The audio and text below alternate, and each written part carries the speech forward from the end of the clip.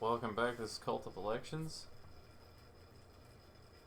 and today we are going to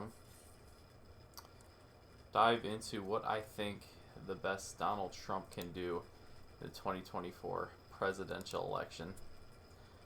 So yes, my previous videos had Republicans and Democrats, the best they can do, but now I'm going to go for a more specific candidate choice. And of course, I did do my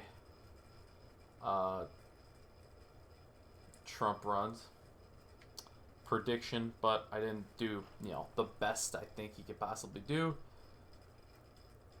So, yeah, let's just go ahead and get right into it.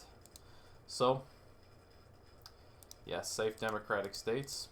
Anything that was a leaner, you can essentially chalk up as, yeah, that's going to be safe. It's Trump we're talking about. I have been very vocal on how bad of a candidate I think he would be for Republicans. We've seen it in the midterms. We've seen how his endorsed candidates have done,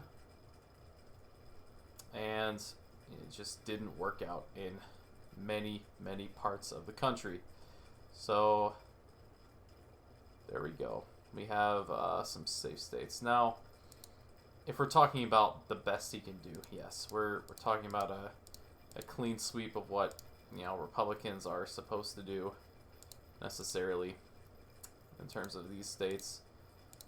A lot of them, I wouldn't say a lot of them, but some of them went away from him, like say South Carolina, for example. And another one I'm actually going to point out is Alaska.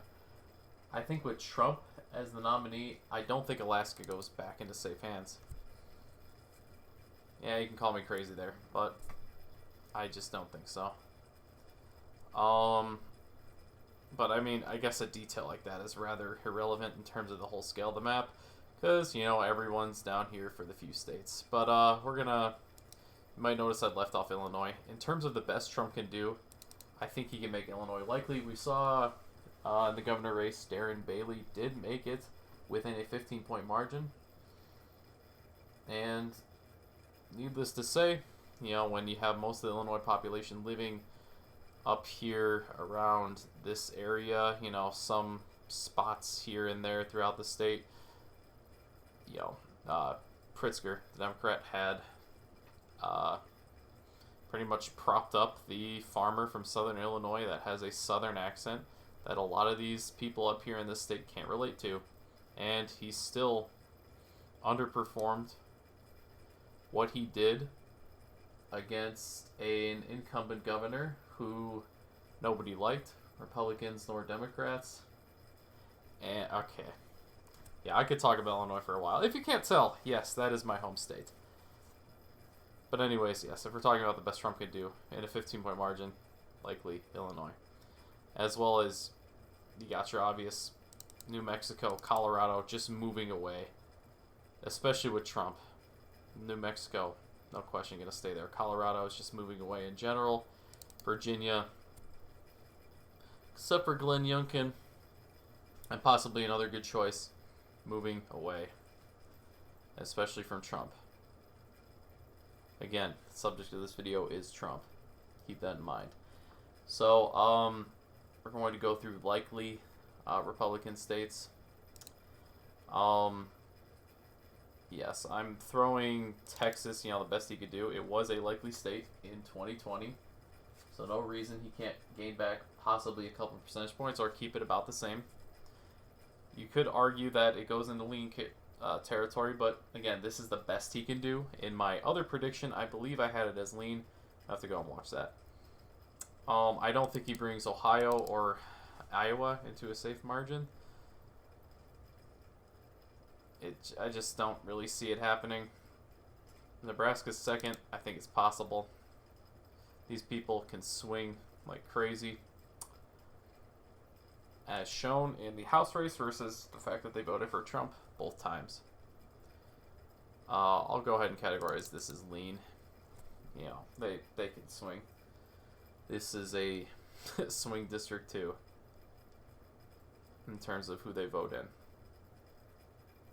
I think given the recent developments with Florida, I would honestly just say it's going to be likely anyways, but I don't think he quite brings it into a safe margin.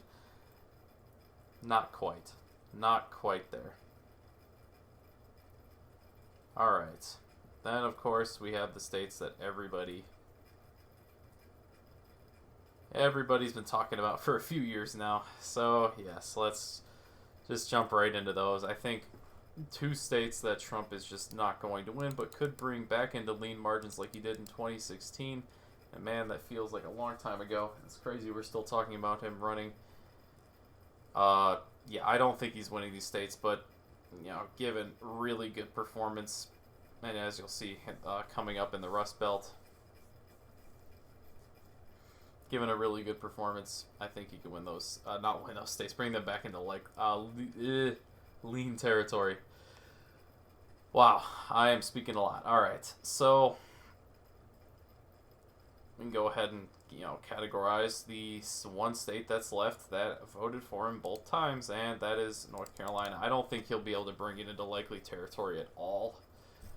However, he could improve on his margins here. It's possible. And yes, moving on here, I think given the characteristics of Wisconsin, given a really strong Rust Belt performance, his absolute ceiling is barely, quite barely, a lean red Wisconsin.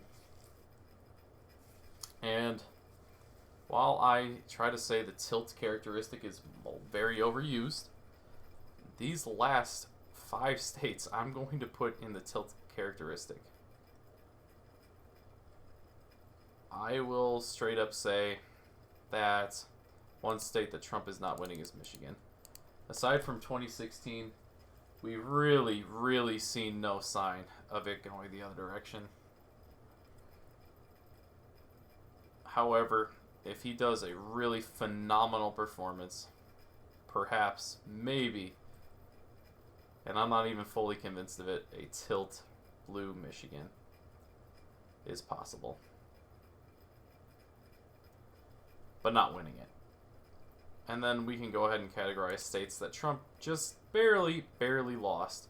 And you could say, yes, Arizona and Georgia have moved in the direction of Democrats.